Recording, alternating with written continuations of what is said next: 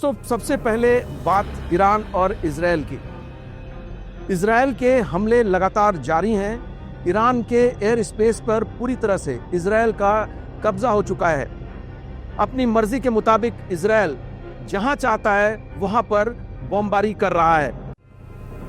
अभी जो एक रिसेंट हमला हुआ है, जो ताज़ा हमला हुआ है, उसमें उसने ईरान के जो हेवी वाटर रिएक्टर था, जहां बताया जाता है कि प्लूटोनियम बनता था, न्यूक्लियर बॉम्ब जो बनता है उसमें प्लूटोनियम का भी इस्तेमाल किया जाता है, वहां पर कहा जा रहा था कि ये हेवी वाटर रिएक्टर है और वहां पर प्लूटोनियम सिंथेसिस होता था, वहां पर प्लूटोनियम की प्रोसेसिंग की जाती थी।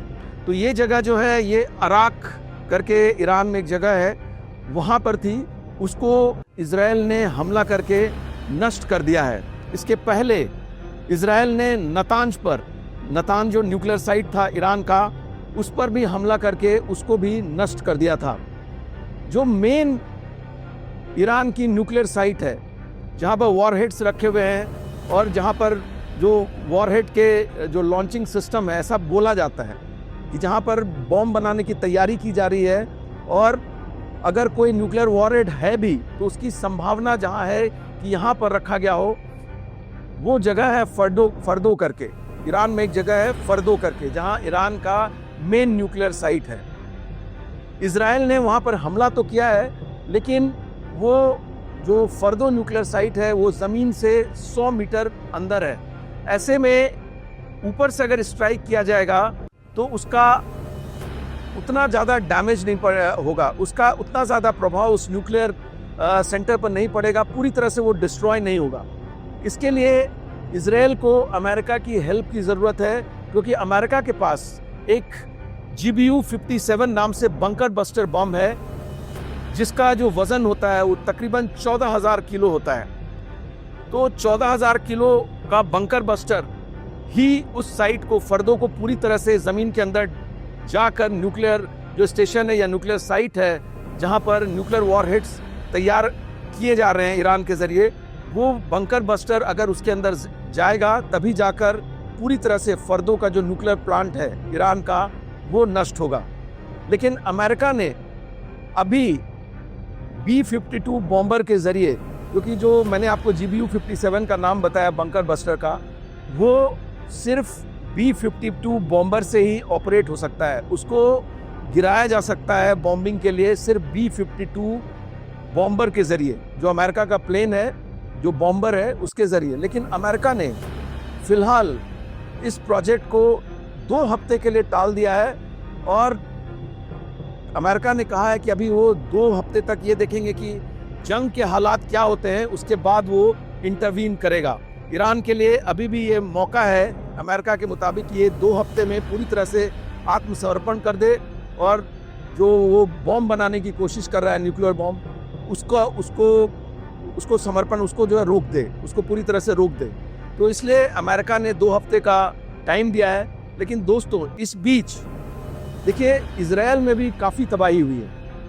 ईरान ने हाइपरसोनिक फतेह 2 मिसाइल का इस्तेमाल किया। फतेह मिसाइल जो ईरान की है उसका इस्तेमाल किया है। इसके अलावा खुर्रम शहर जो बैलिस्टिक मिसाइल है उसका भी इस्तेमाल ईरान ने किया है इजराइल पर। देखिए दोस्तों, जो इजराइल का जो मिसाइल डिफेंस सिस्टम है वो 3 लेयर्स में है। जो पहला लेयर है वो आयरन डोम का है, दूसरा लेयर डेविड स्लिंग का है और तीसरा arrow 3 air missile defence system है। तो ये तीनों जो मिसाइल डिफेंस सिस्टम है काफ़ी अच्छा काम कर रहे हैं। लेकिन जो हाइपरसोनिक मिसाइल होती है, बैलिस्टिक मिसाइल तक तो ये इंटरसेप्ट कर ले रहा है, लेकिन जो हाइपरसोनिक मिसाइल होती है उसकी स्पीड जो है 13-14 मैक के करीब होती है। तो उसमें कुछ मिसाइल्स तो वो इंटरसेप्ट कर पा रहा है, लेकिन कुछ मिसाइल्स इजराइल में गिरे भी हैं, जिसकी वजह से वहाँ भी तबाही हुई है।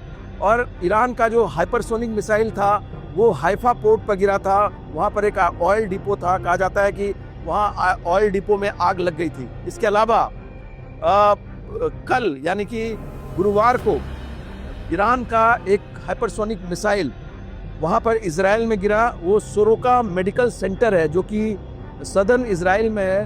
वहाँ हालांकि बहुत ज़्यादा क्षति नहीं हुई, 80 के करीब लोग वहाँ पर घायल हुए, लेकिन पूरी तरह से इजराइल का जो डिफेंस सिस्टम है वो हाइपरसोनिक मिसाइल्स को इंटरसेप्ट करने में कामयाब नहीं हो पा रहा है। अगर आप उसके इंटरसेप्ट करने की कैपेबिलिटी की बात करें तो 95 to 96% जो है वो मिसाइल को इंटरसेप्ट कर रहा है, वो भी काफ़ी सिग्निफिकेंट परसेंटेज है, काफ़ी अच्छा काम कर रहा है। लेकिन कई बार जो है मिसाइल सिस्टम सैचुरेट हो जाता है। एक साथ अगर आप 13-14 मैक की स्पीड वाली मिसाइल आप फायर करते हैं, हाइपरसोनिक मिसाइल, तो हो सकता है कि एक दो मिसाइल वो इंटरसेप्ट ना कर पाए और उसका नुकसान होता है। दोस्तों, ये हाइपरसोनिक मिसाइल का काफ़ी ज़्यादा नुकसान इजराइल के कुछ प्रांत में हुआ है और इसको लेकर जो वहाँ के प्रधानमंत्री हैं बेंजामिन नेतन्याहू इजराइल के, उन्होंने कहा भी है कि दोनों साइड का काफ़ी नुकसान हुआ है। इजराइल में भी काफ़ी नुकसान हुआ है।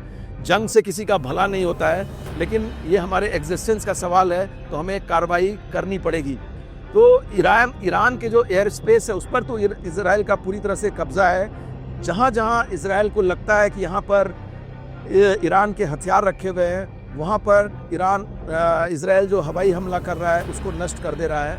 लेकिन फर्दो जो वहाँ का जो मेन न्यूक्लियर प्लांट है, जहाँ पर तैयार हो रहा है बॉम्ब, जो मेन जो न्यूक्लियर साइट कहा जा रहा है ईरान का, उसको डिस्ट्रॉय नहीं कर पा रहा है इजराइल, क्योंकि उसके पास वो हथियार नहीं है, वो कैपेबिलिटी नहीं है। बाकी सारे जगह पूरे एयर स्पेस पर ईरान के इजराइल का कब्जा है। तो फिलहाल ये स्थिति है, दोनों तरफ से नुकसान हो रहा है। पहले शुरुआत में ऐसा लगा जब इजराइल ने हमला किया ईरान पर कि ऐसा लगा कि ये वन साइडेड वॉर है और इजराइल जो है 3-4 दिनों के अंदर पूरी तरह से ईरान को नेस्तनाबूद कर देगा। लेकिन हाइपरसोनिक मिसाइल के जरिए ईरान ने वापसी की और इजराइल को भी काफ़ी नुकसान पहुंचाया है। और लगातार ऐसा कहा जा रहा है कि इजराइल के पास जो इंटरसेप्टर मिसाइल्स हैं वो बहुत कम संख्या में बचे हुए हैं और अगर ये जंग थोड़ा लंबा खिंचता है तो इजराइल के पास जो डिफेंस सिस्टम का जो मिसाइल है वो ख़त्म हो जाएगा और उसके बाद इजराइल में भारी तबाही हो सकती है। तो इन सबको, और अब देखिए अमेरिका ने भी इजराइल को कह दिया है कि वो 2 हफ्ते वेट करेगा, देखेगा कि जंग की क्या स्थिति है, तो इससे इजराइल को नुकसान ही होगा।